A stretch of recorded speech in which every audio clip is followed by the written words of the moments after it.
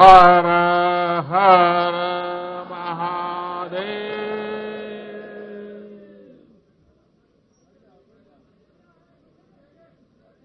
Bharatiya Janata party के कार्यकारी अध्यक्ष श्रीमान जेपी नड्डा जी, राज्य के लोकप्रिय एवं यशस्वी मुख्यमंत्री श्रीमान योगी आदित्यनाथ जी, प्रदेश के अध्यक्ष और अब मंत्रिपरिषद के मेरे साथी डॉक्टर महेंद्र नाथ पांडे जी, मंच पर उपस्थित अन्य महानुभाव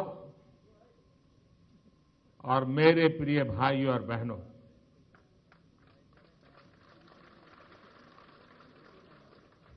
काशी की पावन धरती से देश भर में भारतीय जनता पार्टी के हर समर्पित कार्यकर्ता, हर सदस्य का मैं अभिवादन करता हूं।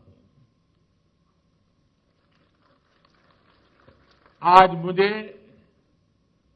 काशी से भारतीय जनता पार्टी के सदस्यता अभियान को आरंभ करने का अवसर मिला है। हमारे प्रेरणा पुंज डॉक्टर श्यामा प्रसाद मुखर्जी की जयंती के अवसर पर इस कार्यक्रम का शुभारंभ होना सोने में सुहागा है। उनके सपनों को हम पूरा कर सकें, इस आशा के साथ डॉक्टर श्यामा प्रसाद मुखर्जी को मैं आदरपूर्वक नमन करता हूं, श्रद्धांजलि देता हूं। और ये भी संयोग है कि ये भवन पंडित दीनदयाल उपाध्याय जी के नाम पर है और ये देश भर का कार्यक्रम का आरंभ, ये कार्यक्रम अमरत्व प्राप्त हमारी काशी में हो रहा है।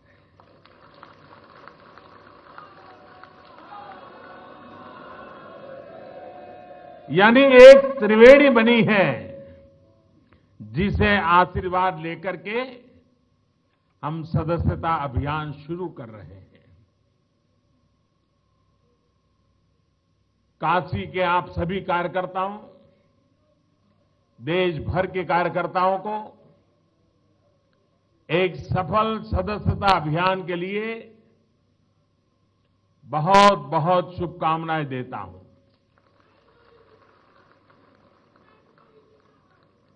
अब से कुछ देर पहले मुझे एयरपोर्ट पर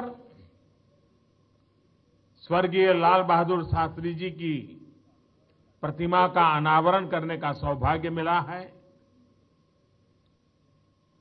उसके बाद वृक्षारोपण का एक बहुत बड़ा अभियान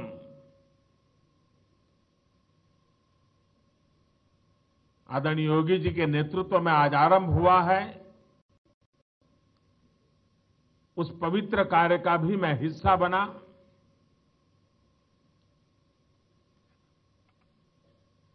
साथियों, आज सदस्यता अभियान पर आप लोगों से विस्तार से बात करने से पहले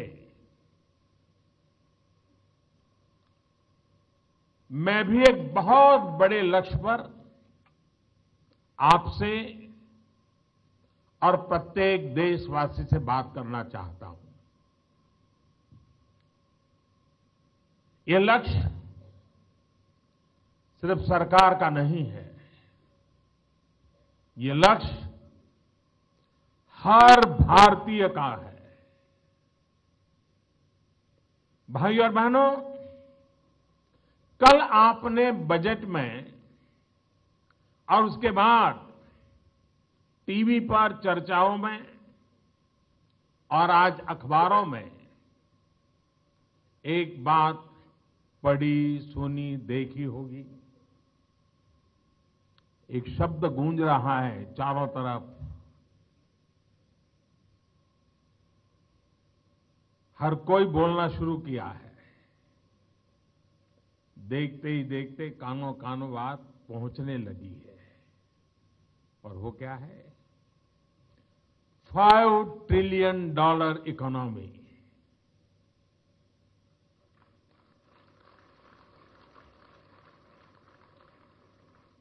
आखिर $5 ट्रिलियन इकोनॉमी के लक्ष्य का मतलब क्या है?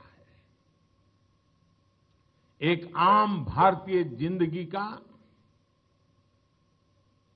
हर एक भारतवासी का इससे क्या लेना देना है? ये आपके लिए, सबके लिए जानना भी और जानकर के घर घर जाकर के बताना भी बहुत जरूरी है। जरूरी इसलिए भी है क्योंकि कुछ लोग हैं जो हम भारतीयों के सामर्थ्य पर शक कर रहे हैं। वो कह रहे हैं कि भारत के लिए ये लक्ष्य प्राप्त करना बहुत मुश्किल है। आपने सुना होगा, कल से चर्चा चल रही है। साथियों, जब ऐसी बातें सुनता हूं तो काशी के इस बेटे के मन में कुछ अलग ही भाव जगते हैं।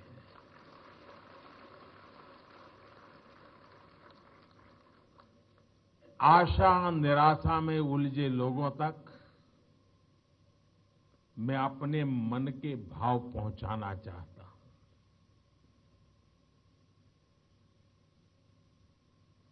वो जो सामने मुश्किलों का अंबार है, वो जो सामने मुश्किलों का अंबार है, उसी से तो मेरे हौसलों की मीनार है।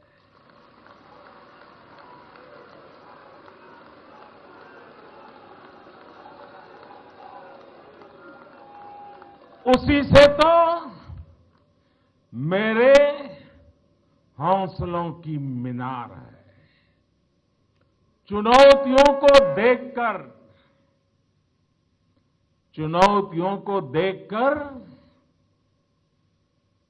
घबराना कैसा, इन्हीं में तो छिपी संभावना अपार है। चुनौतियों को देखकर घबराना कैसा, इन्हीं में तो छिपी संभावना अपार है। विकास के यज्ञ में परिश्रम की महक है। यही तो मां भारती का अनुपम श्रृंगार है। विकास के यज्ञ में परिश्रम की महक है। यही तो मां भारती का अनुपम श्रृंगार है। गरीब अमीर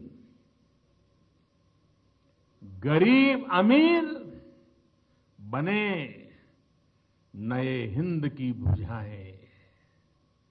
गरीब अमीर बने नए हिंद की भुजाएं। बदलते भारत की यही तो पुकार है।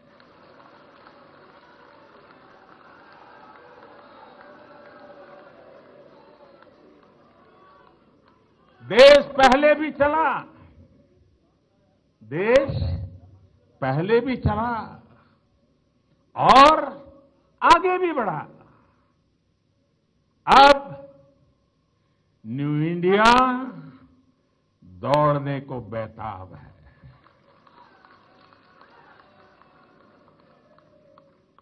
दौड़ना ही तो न्यू इंडिया का सरोकार है।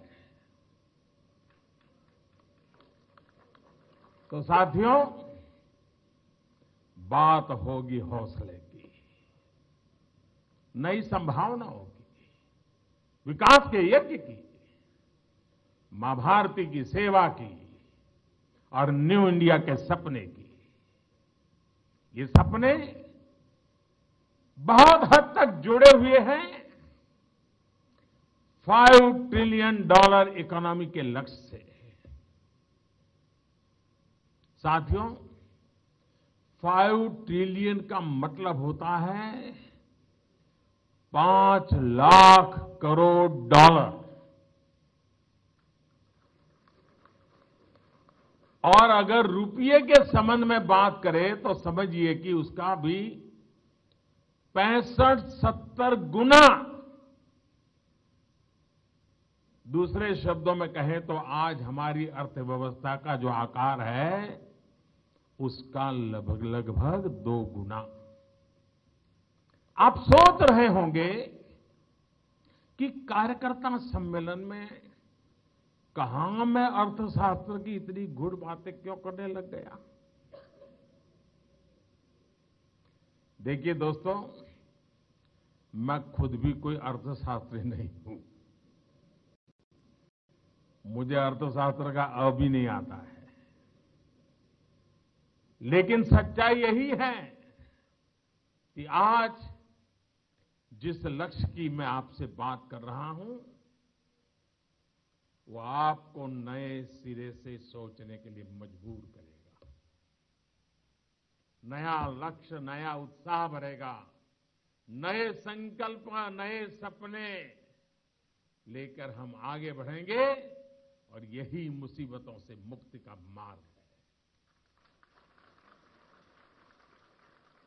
साथियों, अंग्रेजी में कहावत होती है कि size of the cake matters, यानी जितना बड़ा केक होगा उसका उतना ही बड़ा हिस्सा लोगों के नसीब होगा, लोगों को मिलेगा। और इसलिए हमने भारत की अर्थव्यवस्था को $5 ट्रिलियन की अर्थव्यवस्था ये बनाने का लक्ष्य तय किया है, उस पर जोर दिया है। अर्थव्यवस्था की साइज और आकार जितना बड़ा होगा स्वाभाविक रूप से देश की समृद्धि उतनी ही ज्यादा होगी। हमारे यहां गुजराती में कहावत है, मुझे पता नहीं हिंदी में क्या होगा। वो कहावत ऐसी है, अगर कुएं में है तो हवाड़े में आएगा। मतलब अगर कुआं भरा पड़ा है तो फिर छोटे अगर तालाब है तो उसमें पानी पहुंचेगा, खेत तक पहुंचेगा। अगर कुएं में नहीं होगा तो कहां पहुंचेगा। यही समृद्धि हर परिवार की, हर व्यक्ति की आय, आमदनी और जीवन स्तर में भी परिवर्तन लाती है।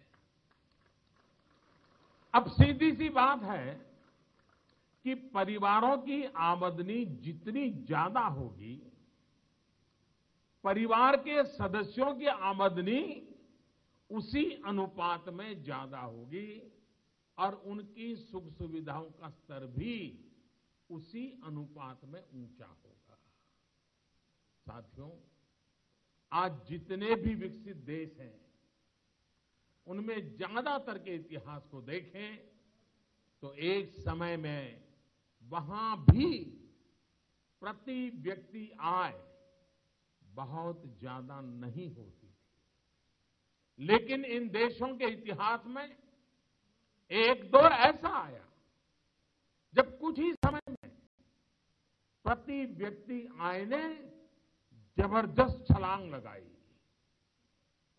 यही वो समय था जब वो देश विकासशील से विकसित यानी डेवलपिंग से डेवलप नेशन की श्रेणी में आ गए। भारत भी लंबा इंतजार नहीं कर सकता है। भाइयों बहनों, भारत भी ऐसा कर सकता है। और 21वीं सदी में आज जब भारत दुनिया का सबसे युवा देश है तो ये लक्ष्य भी मुश्किल नहीं है। साथियों, जब किसी भी देश में प्रति व्यक्ति आय बढ़ती है तो वो खरीद की क्षमता बढ़ाती है, खरीद की क्षमता बढ़ाती है तो डिमांड बढ़ाती है, मांग बढ़ाती है, डिमांड बढ़ती है तो सामान का उत्पादन बढ़ता है, सेवा का विस्तार होता है और इसी क्रम में रोजगार के नए अवसर बनते हैं। यही प्रति व्यक्ति आय में वृद्धि उस परिवार की बचत या सेविंग को भी बढ़ाती है। साथियों, जब तक हम कम आय, कम खर्च के चक्र में फंसे रहते हैं, तब तक ये स्थिति पानी बहुत मुश्किल होती है। और पता नहीं किसी न किसी कारण से हमारे दिल दिमाग में गरीबी एक वर्च्यू बन गया है। कभी हम सत्यनारायण कथा सुनते थे बचपन में, तो वहां शुरू क्या होता था? एक बेचारा गरीब ब्राह्मण, वहीं से शुरू होता था।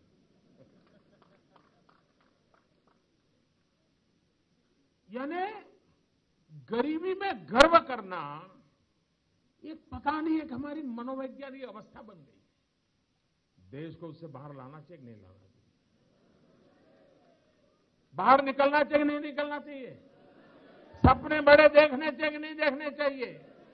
सपनों को पूरा करने के लिए संकल्प करना चाहिए कि नहीं करना चाहिए? संकल्प को सिद्ध करने के लिए जी जान से जुटना चाहिए कि नहीं जुटना चाहिए? पसीना बहाना चाहिए कि नहीं पसीना बहाना चाहिए? सिद्धि मिल सकती है कि नहीं मिल सकती? और इसलिए कल जो बजट प्रस्तुत किया गया, उसमें आपने गौर किया होगा कि सरकार ने यह नहीं कहा कि इस मद में इतना पैसा डाला, इस मद में इतना डाल दिया, इतना खर्च यहां करेंगे, इतना खर्च वहां करेंगे। वो लिखित तो था, लेकिन बोलने के समय अलग से बात की। $5 ट्रिलियन इकोनॉमी के लक्ष्य को देश कैसे प्राप्त कर सकता है, इसकी एक दिशा बजट में हमने दिखाई है और उससे जुड़े फैसलों का ऐलान किया गया है। और देश को यह भी विश्वास किया गया है कि 5 साल एक सरकार एक कंटिन्यूटी में है। यह भी विश्वास दिया है कि आने वाले 10 साल के विजन के साथ हम मैदान में उतरे हैं।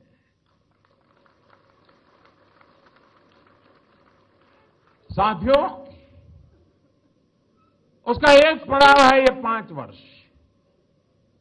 आने वाले 5 वर्ष में $5 ट्रिलियन की विकास यात्रा में अहम हिस्सेदारी होगी हमारे किसान भाइयों बहनों की, खेती की, गांव की। आज देश खाने पीने के मामले में आत्मनिर्भर है, तो इसके पीछे सिर्फ और सिर्फ देश के किसानों का पसीना है, सतत परिश्रम है। अब हम किसान को पोषक से आगे निर्यातक यानी एक्सपोर्टर के रूप में देख रहे हैं। अन्न हो, दूध हो, फल, सब्जी, शहद या ऑर्गेनिक उत्पाद, ये हमारे पास निर्यात की भरपूर क्षमता है। और इसलिए बजट में कृषि उत्पादों के निर्यात के लिए माहौल बनाने पर बल दिया गया है। फूड प्रोसेसिंग से लेकर मार्केटिंग तक का आधुनिक इंफ्रास्ट्रक्चर तैयार करने पर निवेश बढ़ाया गया है। इसी सोच के साथ यहां आप सबको मालूम है, राजा तालाब और गाजीपुर घाट में जो पेरिशेबल कार्गो का निर्माण किया गया है, उसके नतीजे दिखाई देने लगे हैं। आप लोग ये जानकर खुशी होगी कि अब तक यहां से फल सब्जियों के 11 शिपमेंट विदेश भेजे गए हैं। यानी एक शुरुआत हुई है और उसका सीधा लाभ यहां के किसानों को हुआ है। यहां जो प्याज और केला होता है उसे ले जाने के लिए स्पेशल रेल कंटेनरों की व्यवस्था भी की गई है। अब हमारा प्रयास है कि यहां एक क्लस्टर विकसित किया जाए जिसमें सरकार के अलग अलग विभाग मिलकर एक्सपोर्ट को आसान बनाने के लिए सारी सुविधाओं का निर्माण करें। यहां जो बनास डेयरी की शुरुआत हमारे यहां की गई है, वो भी आज 6,000 किसानों से 11,000 लीटर से ज्यादा लीटर दूध इकट्ठा कर रही है। ये तो शुरुआत है। पहले बहुत से किसानों को कम कीमत पर दूध बेचना पड़ता था, लेकिन अब उन्हें भी इस डेयरी का लाभ मिल रहा है, ज्यादा पैसे मिल रहे हैं। भाई और बहनों, किसान जो कुछ भी उगाता है उसमें वैल्यू एडिशन करके उसको दुनिया के बाजारों में निर्यात करने के लिए निर्यात नीति भी हम बना चुके हैं। किसानों को अतिरिक्त आय हो, इसके लिए भी तमाम फैसले लिए गए हैं। अन्नदाता को ऊर्जादाता के रूप में तैयार करना इसी रणनीति का हिस्सा है। खेत में ही सौर ऊर्जा प्लांट, सोलर एनर्जी प्लांट लगाने से किसान को अपने उपयोग के लिए बिजली तो मुफ्त मिलेगी ही, अतिरिक्त बिजली वो बेच भी सकेगा। इससे सिंचाई की लागत कम होगी और बिजली बेचने से किसान को अतिरिक्त आय भी होगी। भाई और बहनों, खेती के साथ साथ ब्लू इकोनॉमी पर भी हमारा विशेष बल है। समुद्री संसाधनों, तटीय क्षेत्रों में पानी के भीतर जितनी भी संसाधन है उनके विकास के लिए बजट में विस्तार से बात की गई है। इन संसाधनों का एक बहुत बड़ा हिस्सा है मछली के व्यापार का। बीते 5 वर्षों में इस दिशा में हमने बहुत प्रगति की है, लेकिन फिर भी इस क्षेत्र में पूरी क्षमता से काम करने की अनेक संभावनाएं बनी हुई है। इसी को ध्यान में रखते हुए मछली से जुड़े कारोबार, मछुआरों को आने वाली समस्याओं को सुलझाने के लिए हमने एक नया विभाग बनाया है। उसी प्रकार से एक योजना इस बार बजट में आपने देखी होगी, प्रधानमंत्री मत्स्य संपदा योजना के तहत गहरे समंदर में मछली पकड़ना, स्टोरेज, उनकी वैल्यू एडिशन को बढ़ावा दिया जाएगा।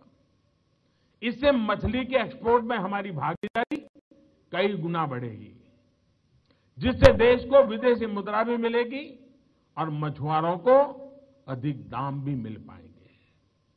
साथियों, विकास की एक और जरूरी शर्त है पानी, और इसलिए जल संरक्षण और जल संचयन के लिए पूरे देश को एकजुट होकर के खड़ा करने की कोशिश की जा रही है। हमारे सामने पानी की उपलब्धता से भी अधिक पानी की फिजूल खर्ची और बर्बादी बहुत बड़ी समस्या है।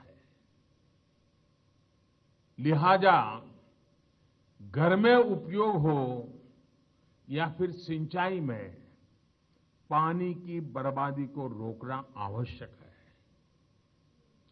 इसके लिए माइक्रो इरिगेशन को बढ़ावा देना, रिहायशी कॉलोनी से निकले पानी को ट्रीट करके सिंचाई के लिए उपयोग करना, या फिर घर में ही पानी की रिसाइकलिंग जैसे अनेक उपाय पर आगे हम सबको मिलकर के काम करना है।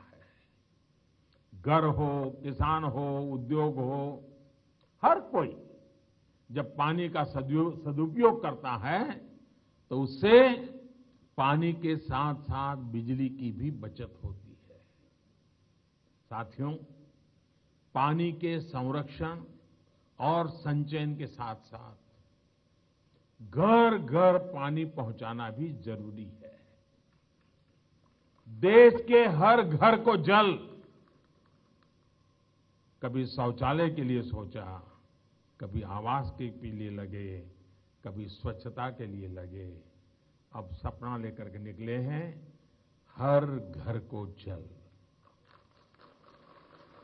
देश के हर घर को जल मिल सके, इसके लिए जल शक्ति मंत्रालय हमने निर्मित किया है, अलग मंत्री बनाए हैं और पूरा डेडिकेटेड, पूरी सरकार संकलित रूप से पानी पे काम करना शुरू किया है। जल शक्ति अभियान भी शुरू किया गया है। इसका बहुत बड़ा लाभ, सबसे पहले सबसे बड़ा लाभ होगा हमारी माताओं बहनों को मिलेगा जो पानी जुटाने के लिए अनेक कष्ट उठाती है। अब बजट में राष्ट्रीय स्तर पर जल ग्रिड बनाने का भी प्रस्ताव रखा गया है।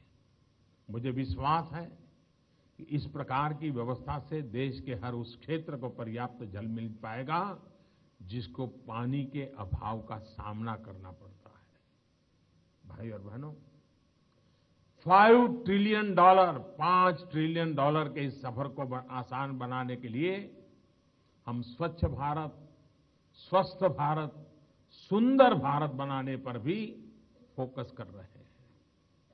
बीते वर्षों में स्वच्छता के लिए देश के हर नागरिक ने जो योगदान दिया है, उसे स्वस्थ भारत बनाने की हमारी कोशिश को बल मिला है। हर घर को शौचालय से जोड़ने, हर जगह स्वच्छता रखने भर से ही बीमारियों में कमी देखने को मिल रही है। रिसर्च बताती है कि स्वच्छता के कारण हर परिवार के स्वास्थ्य से जुड़े खर्च में भी कमी आई है। ये बचत उस परिवार की अन्य जरूरतों को पूरा करने में काम आ रही है। साथियों, स्वच्छ भारत बनाने के लिए आयुष्मान भारत योजना भी बहुत मददगार सिद्ध हो रही है। देश के करीब 50 करोड़ गरीबों को हर वर्ष 5 लाख रुपए तक मुफ्त इलाज सुनिश्चित हो रहा है। अब तक लगभग, समय बहुत कम हुआ है, लेकिन इतने कम समय में लगभग 32 लाख गरीब मरीजों को अस्पतालों में इसका लाभ मिल चुका है। मुफ्त इलाज के साथ साथ देश के गांव-गांव में 1.5 lakh health and wellness centres बनाए जा रहे हैं। इससे गांव के पास ही उत्तम स्वास्थ्य सुविधा मिल पाएगी, जिससे सामान्य परिवार की बचत और बढ़ेगी। यही नहीं,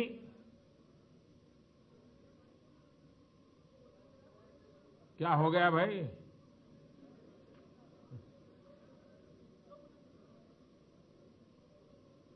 बड़े उत्साही वॉलेंटियर दिखते हैं।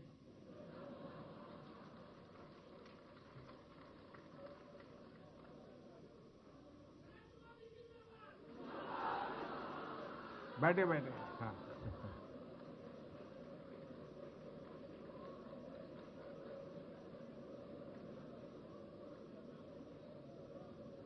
साथियों,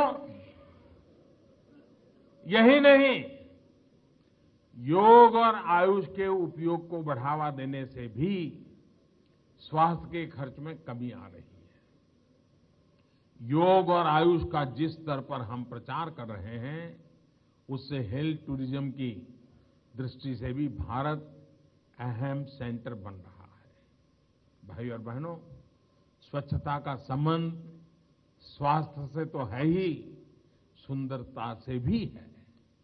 जब देश सुंदर होता है तो टूरिज्म भी बढ़ता है। यहां काशी में भी स्वच्छता और सुंदरता का लाभ हम सभी को देखने को मिल रहा है। मिल रहा है कि नहीं मिल रहा है? ऐसा नहीं मैं हूं इसलिए बताएं, ऐसा नहीं, ऐसे बताइए कि देशवासी सुन रहे हैं आपको, मिल रहा है। देखिए, गंगा घाट से लेकर सड़कों और गलियों में साफ सफाई के कारण यहां आने वाले पर्यटक बेहतर अनुभव कर रहे हैं। थोड़ी देर पहले ही काशी की हरियाली को बढ़ाने के लिए बच्चों के साथ मुझे भी वृक्षारोपण का अवसर मिला है। यहां हरियाली बढ़ने से काशी की सुंदरता तो बढ़ेगी ही, पर्यावरण भी शुद्ध होगा। इससे यहां के पर्यटन को और गति मिलेगी। जब पर्यटन बढ़ता है तो भी स्थानीय अर्थव्यवस्था को गति मिलती है, रोजगार का निर्माण होता है। और टूरिज्म एक ऐसा क्षेत्र है जहां कम से कम पूंजी निवेश से ज्यादा रोजगार की संभावनाएं होती है। आजकल होम स्टे का जो एक नया कल्चर बढ़ रहा है, और मैं तो मानता हूं कि प्रवासी भारतीय दिवस के समय काशी वासियों ने, लोगों ने अपने घरों में रखने के लिए, मेहमानों के लिए जो माहौल बनाया था, अब उसको कॉमर्शियल रूप दिया जा सकता है। एक प्रकार से लोग आए, रहें, कमाई भी हो। आपकी ट्रेनिंग हो चुकी है, काशीवासी बहुत बड़ा फायदा उठा सकते हैं। और बहुत लोग तो ऐसे होते हैं जो काशी में महीना महीना भर रहने के लिए आना चाहते हैं, तो काशी में तो एक बहुत बढ़ावा मिल सकता है। आजकल होम स्टे का जो नया कल्चर बढ़ रहा है, उससे भी रोजगार और कमाई के नए साधन बन रहे हैं। यानी $5 trillion economy, 5 lakh crore dollar की अर्थव्यवस्था बनाने के लिए टूरिज्म का बड़ा रोल रहने वाला है। लेकिन भाई और बहनों, अर्थव्यवस्था में गति तब तक संभव नहीं है जब तक इंफ्रास्ट्रक्चर बेहतर ना हो। यही कारण है कि 21वीं सदी की आवश्यकताओं के अनुसार हम पूरे देश में इंफ्रास्ट्रक्चर का निर्माण कर रहे हैं। गांव में उपज के भंडारण के लिए इंफ्रास्ट्रक्चर हो, या फिर शहरों में आधुनिक सुविधाओं का निर्माण, हर स्तर पर प्रयास किए जा रहे हैं। Highways, railways, airways, waterways, i-ways, digital infrastructure, गांव में ब्रॉडबैंड की सुविधा। आने वाले 5 वर्षों में 100 लाख करोड़ रुपए का निवेश किया जाएगा। 100 लाख करोड़ रुपए का निवेश इंफ्रास्ट्रक्चर में। आने वाले कुछ वर्षों में सिर्फ गांवों में ही लगभग 1.25 लाख किलोमीटर सड़कों का निर्माण किया जाएगा। साथियों, साल 2022 तक हर गरीब बेघर के सिर पर पक्की छत हो, इसके लिए सिर्फ गांव में ही लगभग 2 करोड़ घरों का निर्माण किया जाएगा। गरीबों के साथ साथ मध्यम वर्ग के घर के सपने को पूरा करने के लिए भी बजट में प्रावधान किया गया है। सस्ते घरों के लिए मिडिल क्लास जो होम लोन लेता है, उसके ब्याज पर इनकम टैक्स की छूट में 1.5 लाख रुपए की वृद्धि की गई है। यानी अब होम लोन के ब्याज पर 3.5 लाख रुपए तक की छूट मिल पाएगी। इससे 15 वर्ष की लोन अवधि तक 7 लाख रुपए तक का लाभ एक परिवार उठा सकता है। ये बहुत बड़ा काम है। इतना ही नहीं, किराए पर घर खोजने में जो असुविधा होती है, उसके समाधान के लिए भी कदम उठाए गए हैं। रेंटल हाउसिंग को बढ़ावा देने के लिए केंद्र सरकार एक मॉडल टेनेंसी कानून राज्य सरकारों को बनाकर भेजने वाली है। साथियों, गांव से लेकर शहरों तक जब इतने बड़े स्तर पर निर्माण कार्य होगा, तो रोजगार का निर्माण होगा, सामान्य परिवार की जेब में पैसा जाएगा। इससे देश में स्टील, सीमेंट सहित हर सामान की मांग बढ़ेगी। इस सामान को ट्रांसपोर्ट करने के लिए गाड़ियां की मांग बढ़ेगी। देश में इस तरह डिमांड को पूरा करने के लिए हमें देश में ही सामान बनाना पड़ेगा। ऐसे में मेक इन इंडिया को गति देने के लिए बजट में बहुत सारे प्रस्ताव रखे गए हैं। इस अभियान को हम डिफेंस, रेलवे और मेडिकल डिवाइस के क्षेत्र में भी मजबूत कर रहे हैं। आज बड़ी मात्रा में हम रक्षा से जुड़े उपकरणों का निर्यात करना शुरू कर दिया है। इसी तरह इलेक्ट्रॉनिक मैन्युफैक्चरिंग यानी मोबाइल फोन, टीवी जैसे सामान बनाने में भी हम तेजी से प्रगति कर रहे हैं। बजट में स्टार्टअप, और आप जानते ही स्टार्टअप शब्द बड़ा महत्वपूर्ण हो गया है। नई अर्थव्यवस्था की धुरी स्टार्टअप बन रहा है। बजट में स्टार्टअप इकोसिस्टम को बहुत बल दिया गया है। चाहे टैक्स में छूट हो या फंडिंग से जुड़े मुद्दे हो, हर पहलू के समाधान का प्रयास किया गया है। और हमारे नौजवानों के सपने स्टार्टअप के साथ शुरू होते हैं। वो बहुत तेजी से आगे बढ़ना चाहता है। हमारे छोटे और मझले उद्योगों से लेकर जो हमारे पारंपरिक उद्योग हैं, उनको भी बढ़ावा दिया जा रहा है। हमारे बुनकर, मिट्टी के कलाकार, हर प्रकार के हस्तशिल्पियों को प्रोत्साहित करने के लिए बजट में प्रावधान किए गए हैं। वहीं सौर ऊर्जा के लिए देश में ही सौर पैनल और बैटरी बने, इसके लिए पूरी दुनिया की कंपनियों को निवेश का आकर्षक प्रस्ताव दिया गया है। बिजली से चलने वाली गाड़ियां बनाने, खरीदने और इंफ्रास्ट्रक्चर के लिए भी प्रोत्साहन दिया जा रहा है। इलेक्ट्रिक व्हीकल बनाने वालों को टैक्स में छूट दी गई है। और इलेक्ट्रिक व्हीकल का जाल इतना बढ़े, हमारे मछुआरे भी इलेक्ट्रिक सिस्टम का ही उपयोग करें, तो उनका काफी खर्चा कम हो जाएगा। साथियों, सौर ऊर्जा से जुड़े उपकरण हो या फिर बिजली से चलने वाले वाहन, ये जब भारत में ही बनेंगे तो आयात पर आने वाला खर्च कम होगा। साथ ही पेट्रोल, डीजल के आयात पर जो खर्च होता है वो भी कम होगा।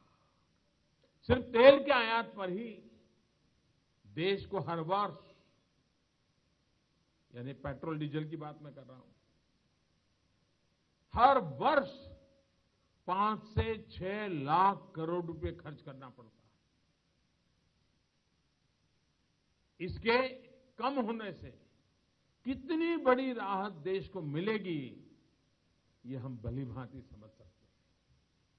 साथियों, आयात से जुड़ा खर्च जब कम होगा तो वो देश के लिए एक बचत के रूप में ही काम करेगा, यानी हमारी अर्थव्यवस्था को मजबूत करेगा। यही कारण है कि अपनी ऊर्जा आवश्यकताओं को जितना संभव हो सके भारत में ही पूरा करने का प्रयास किया जा रहा है। हमारे पास कोयला भी है, सौर ऊर्जा, पवन ऊर्जा, जल ऊर्जा मौजूद है। इनसे बिजली उत्पादन की क्षमता को आधुनिक तकनीक के उपयोग से हम बढ़ा सकते हैं। ऐसे ही कचरे से ऊर्जा पैदा करने के अभियान को मजबूती देने के लिए भी बजट में प्रावधान किया गया है। स्वच्छता अभियान का एक कदम आगे, खेती से निकले अवशेषों को बायोफ्यूल में बदलने के लिए व्यापक प्रयास हो रहे हैं।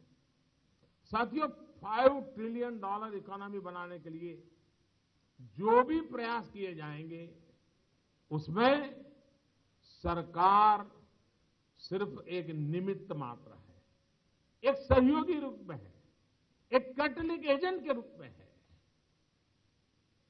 कभी कभी तो सरकार आड़े ना आए तो भी देशवासी बहुत कुछ आगे ले जा सकते हैं, ये सामर्थ्य होता है। असल काम हम सभी एक नागरिक के नाते, देश के हर नागरिक कर सकते हैं और करके दिखाया भी है भूतकाल में। ये जो लक्ष्य आज कुछ लोगों को मुश्किल दिखता है, उसको हम सभी देशवासी मिलकर जन भागीदारी से संभव बनाने वाले हैं। साथियों, जन भागीदारी की व्यवस्था को सशक्त करने के लिए देश में बहुत सारे क्षेत्रों में सामाजिक संस्थाएं काम कर रही है। कृषि हो, स्वास्थ्य हो, शिक्षा हो, कौशल विकास हो, ऐसे हर क्षेत्र में मानव सेवा और जन कल्याण की भावना के साथ अनेक संगठन काम करते हैं। हमारा प्रयास है कि इन संस्थाओं को अपने काम के लिए पूंजी जुटाने का एक माध्यम दिया जाए। यही कारण है कि बजट में स्टॉक एक्सचेंज की तर्ज पर ही एक इलेक्ट्रॉनिक फंड रेजिंग प्लेटफॉर्म यानी एक सोशल स्टॉक एक्सचेंज की स्थापना की घोषणा की गई है। आज अखबारों में देखा है, बड़ी चर्चा है इसकी, बड़ी सराहना हो रही है। इस माध्यम से ये स्वयंसेवी संस्थान अपनी लिस्टिंग कर पाएंगे और जरूरत के मुताबिक पूंजी जुटा सकेंगे। मुझे पूरा विश्वास है कि एक राष्ट्र के तौर पर हमारे सामूहिक प्रयास 5 वर्ष में 5 लाख करोड़ डॉलर के आर्थिक पड़ाव तक, 5 ट्रिलियन डॉलर के आर्थिक पड़ाव तक हमें जरूर पहुंचाएंगे। लेकिन साथियों, कुछ लोग कहते हैं कि इसकी क्या जरूरत है, ये सब क्यों किया जा रहा है। साथियों, ये वो वर्ग है जिन्हें हम प्रोफेशनल पेसिमिस्ट भी कह सकते हैं। ये पेशेवर निराशावादी,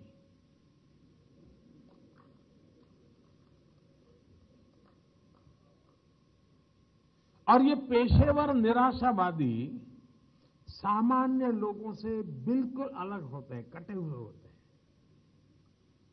मैं आपको बताता हूं कैसे।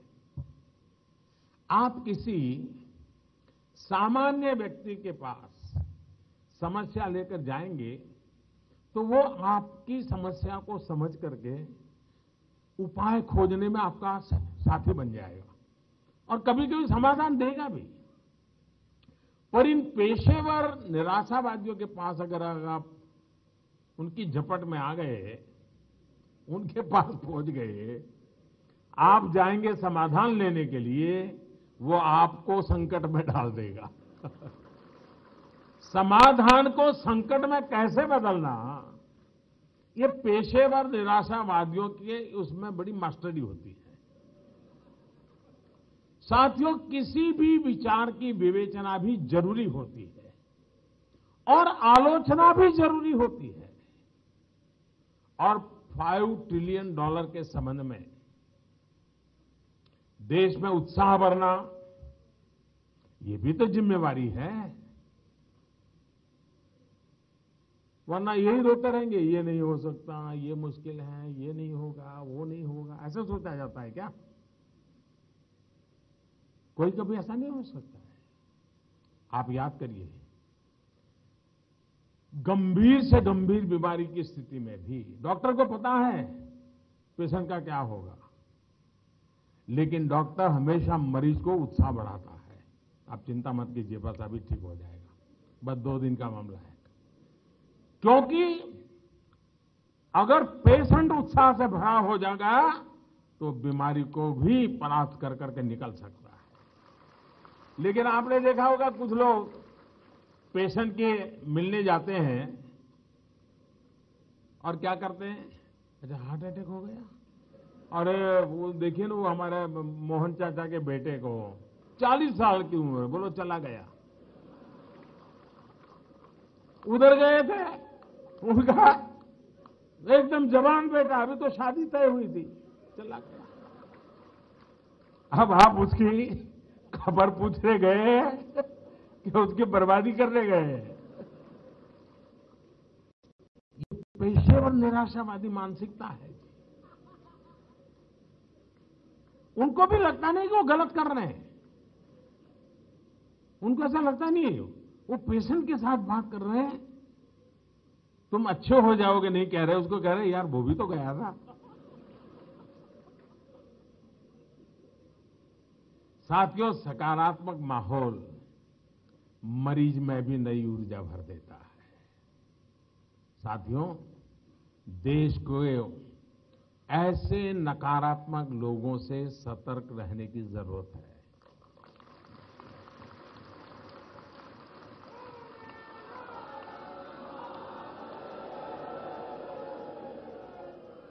हां, हमें ये चर्चा व्यापक रूप से करनी चाहिए।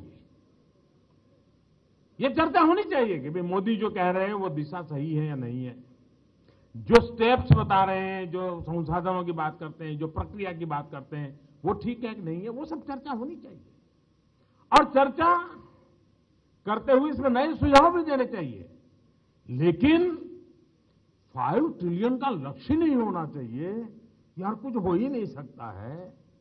मैं समझता हूं ऐसा करने के बजाय कैसे किया जा सकता है, कौन से कदम उठाने चाहिए, 5 क्यों 6 पर कैसे चल पड़े, ये मिजाज पैदा करने की जरूरत होती है। और इसे लेकर देश के विद्वज्जनों, आलोचकों, विवेचकों, अर्थशास्त्रियों की राय हमारे लिए बहुत महत्वपूर्ण है। उनका स्वागत है। और मैं तो इन चीजों को इसलिए महत्व देता हूं।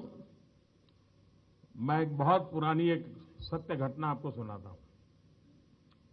मैं बहुत सुबह जल्दी उठने वालों में से रहा हूं, हमेशा बहुत अर्ली राइजर रहा हूं। तो एक बार मैं सुबह स्कूटर पे जा रहा था। मुझे एक स्थान से दूसरे स्थान जाना था। अंधेरा भी था।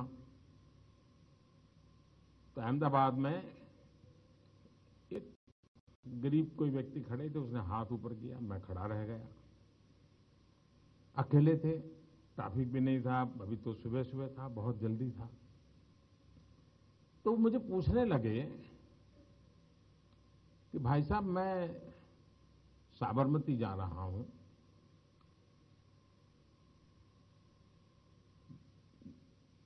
मैं इस तरफ जा रहा हूं, मैं ठीक जा रहा हूं ना?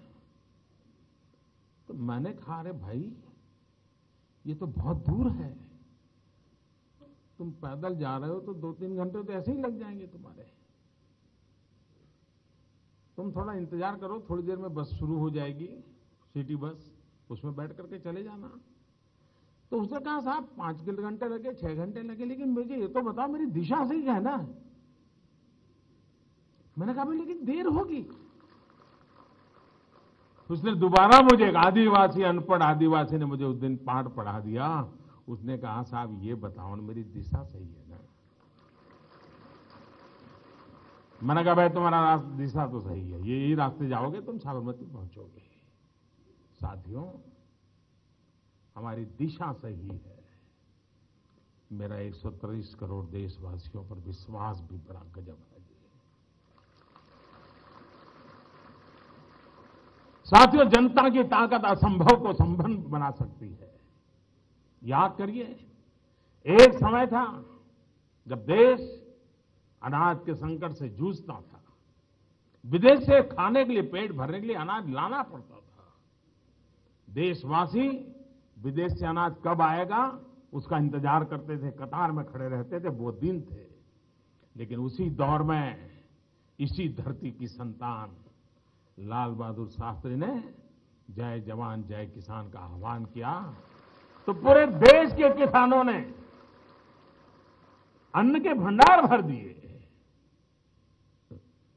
अगर हम हमारी उस यात्रा को उसी रूप में देखते तो शायद आज भी उस आंकड़ों पर लिखने वाले पेशेवर निराशावादी कभी नहीं निकालते कि हां ये देश आत्मनिर्भर हो सकता है।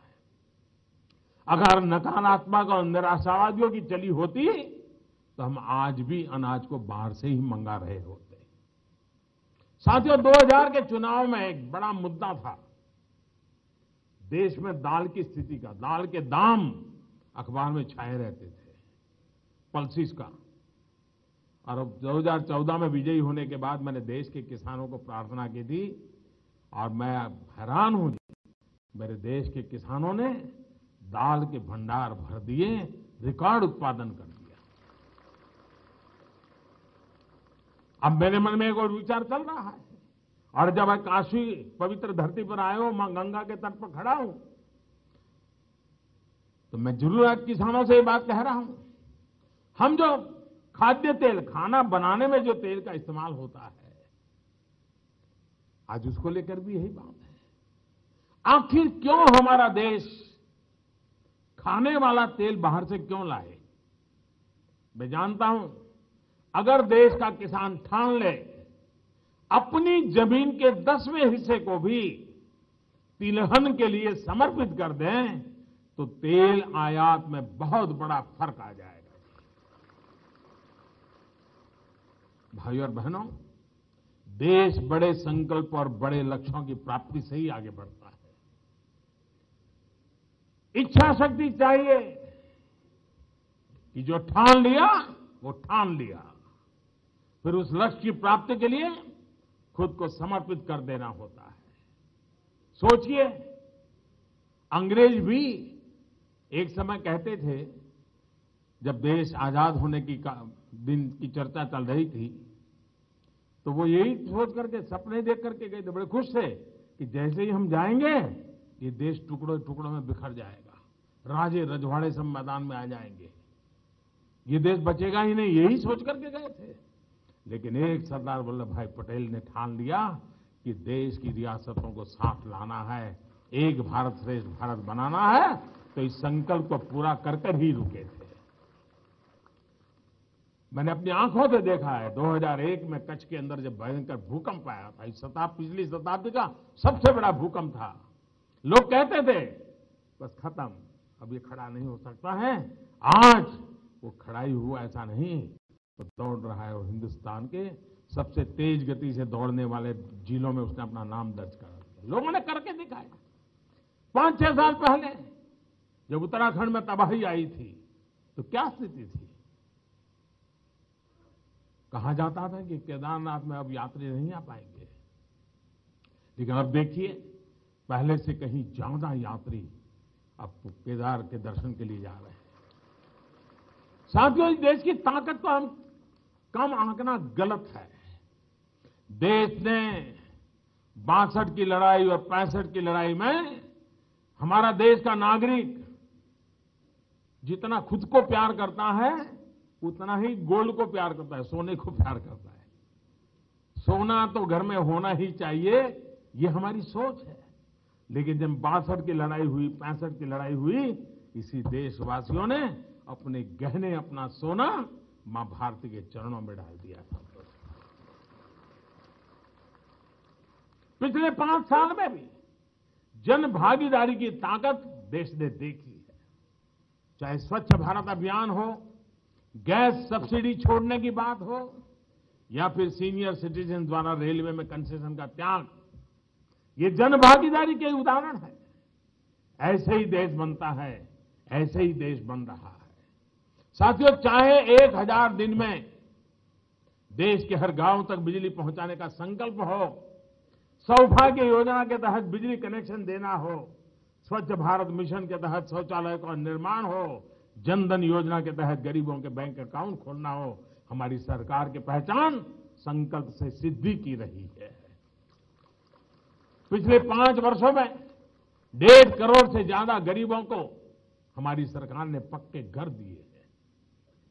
अगर पहले की सरकारों वाली है और उस समय वाली रफ्तार होती रहती, तो शायद 1-2 पीढ़ी और इंतजार करने के बाद भी घर मिलता कि नहीं मिलता, वो काम हमने 5-6 5 साल के भीतर भीतर किया है। लेकिन हमने दिखाया कि तेज गति से काम कैसे किया जाता है। अब सरकार 2022 तक जब आजादी के 75 साल मनाएंगे, हर गरीब को घर देने की दिशा में आगे बढ़ रही है। उसी प्रकार से रसोई गैस, जितने गैस कनेक्शन 2014 से पहले 60-70 सालों में देश में दिए गए थे, उससे ज्यादा गैस कनेक्शन हमने सिर्फ 5 साल में देकर के दिखा दिया है। जब संकल्प लेकर उसके लिए पूरी ईमानदारी से प्रयास किया जाता है तो संकल्प सिद्ध भी होते हैं।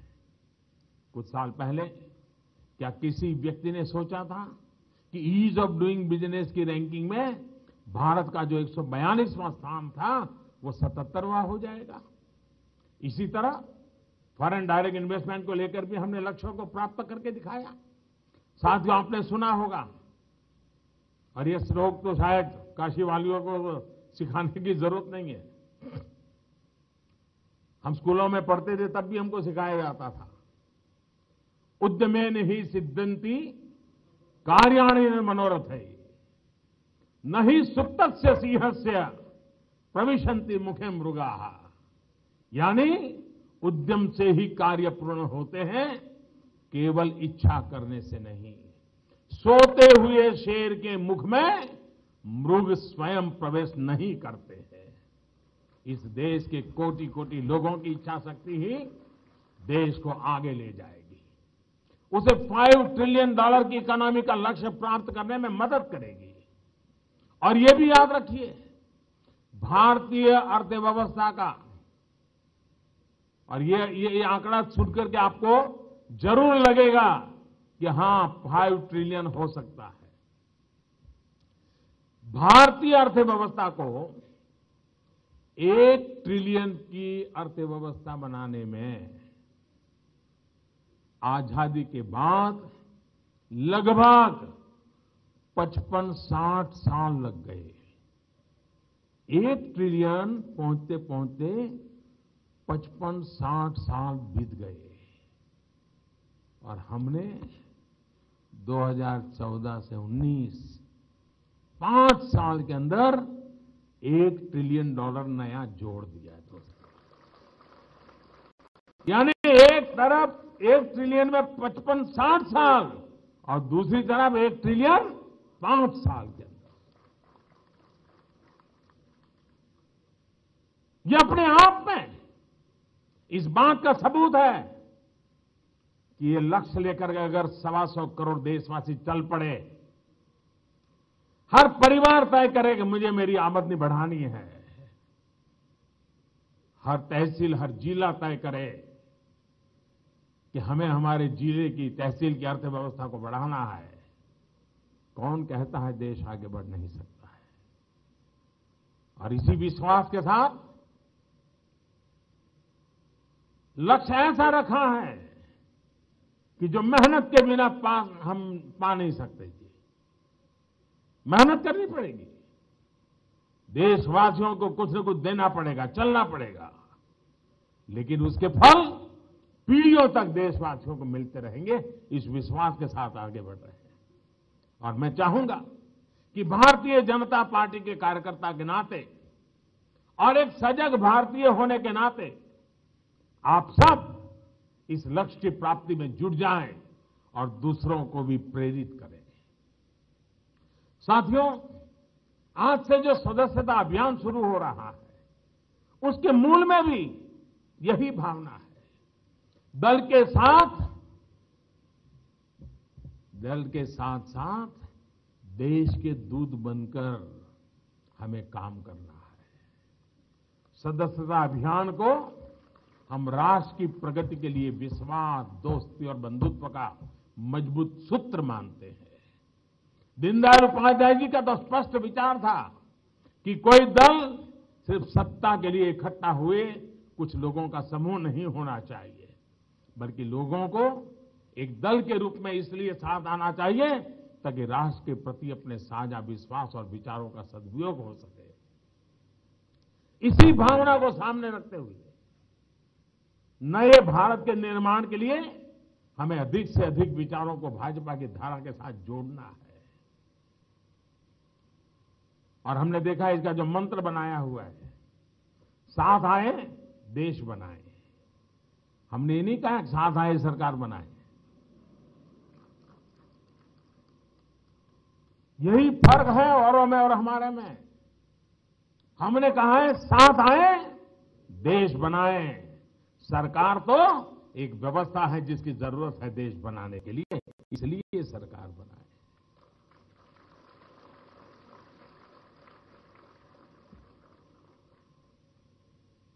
साथियों, भारतीय जनता पार्टी, इसकी शक्ति सादगी और सदाचार की रही है।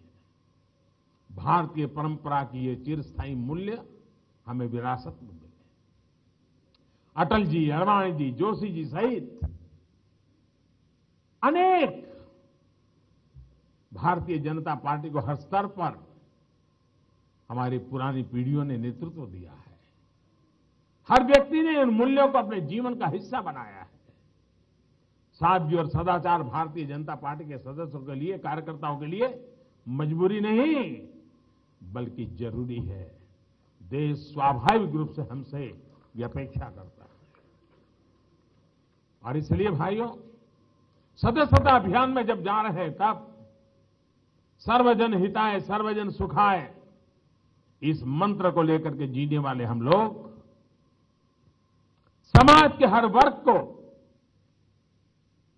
भारतीय जनता पार्टी परिवार का हिस्सा बनाना है। हमारा संगठन सर्वव्यापी हो, हमारा संगठन सर्वस्पर्शी हो, हमारा संगठन सर्वसमावेशी हो। समाज का कोई भी वर्ग भाजपा के परिवार से बाहर नहीं रहना चाहिए। हर वर्ग का प्रतिनिधि भाजपा परिवार का हिस्सा होना चाहिए। साथियों, जब हम सरकार में होते हैं, जब संगठन जमीन की सच्चाई ऊपर तक पहुंचाता है संगठन, और कार्यकर्ता के नाते वो जमीन से जुड़ा हुआ होता है, वो लोगों के सुख दुख को जानता है, समाज की ताकत को व्यवस्था तक पहुंचाता है। गरीब हो, अमीर हो, पढ़ा लिखा हो, अनपढ़ हो, गांव में हो, शहर में हो, स्त्री हो, पुरुष हो, बुजुर्ग हो, युवा हो, हर एक के साथ हमें जुड़ना है, हर किसी को जोड़ना है। उस तबके के लोगों में क्या चल रहा है, उनकी अपेक्षाएं क्या है, क्या बदलाव चाहते हैं, जब हम उनसे जुड़ते हैं तब पता चलते हैं। और सरकार निर्जीव हो या सजीव हो, व्यवस्थाएं संगठन की सदा सर्वदा जीवंत होती हैं, जो जिंदगियों से जुड़ी हुई होती है। भाइयों और बहनों, एक कार्यकर्ता के तौर पर, भाजपा के सदस्य के नाते अपने आप को हमें कभी कम नहीं आंकना चाहिए। भाजपा का कार्यकर्ता कमाल कर सकता है। आज अगर हमें विजय मिल रही है तो उसके पीछे कार्यकर्ताओं का खून पसीना ही होता है। जहां कभी हमारा आधार भी नहीं था, वहां भी संगठन को मजबूत करने के लिए हमारे कार्यकर्ता निरंतर लगे रहे। इसी का परिणाम है कि आज पूर्व, उत्तर पूर्व और दक्षिण भारत में भी सबसे बड़े दल के रूप में हम उभरे हैं। इसी निरंतरता को हमें बनाए रखना है, और जहां हम अभी भी नहीं पहुंच पाए वहां पहुंचना है।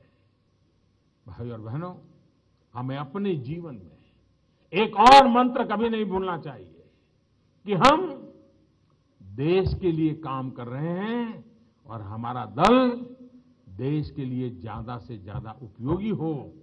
हमें उस दिशा में निरंतर काम करते रहना चाहिए।